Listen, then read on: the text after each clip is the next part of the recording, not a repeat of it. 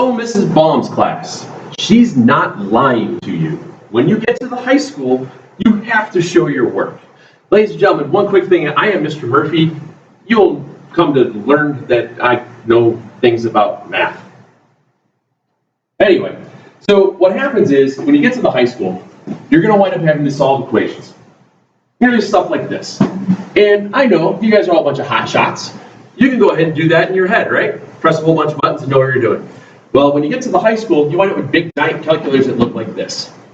A lot of stuff that you have to type into the calculator to make sure things work. But if you don't have this stuff written out for your problems when you're setting things up, know that you actually typed in 0.023 as opposed to 0.02 or 23.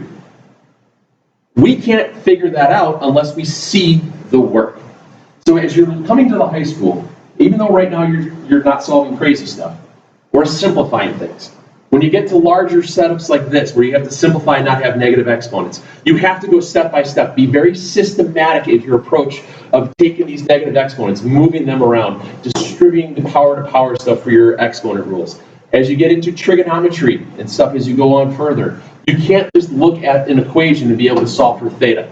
You have to understand, how is everything derived? How do you pull things together? It is so very important.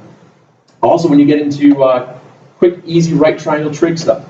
Let's say you had to figure out this value here, this angle is 37 degrees, and this was 15. This is your opposite, this is your hypotenuse. Oops. That's a sine function. Sine of 37 is your opposite over your hypotenuse. Well, you have to solve for x, which means you have to multiply both sides by 15. Your answer would be x would equal 15 times the sine of 37. Well, when you go back and you look at your calculator, there's a ton of buttons here, aren't there? It is so easy to accidentally hit sine. We had to have it be, I forgot what it was, 15 sine of 37. So we have to type in 15 sine 37. But as you look at it, what happens if you hit enter here and you accidentally hit 14 sine of 35? You hit the wrong buttons.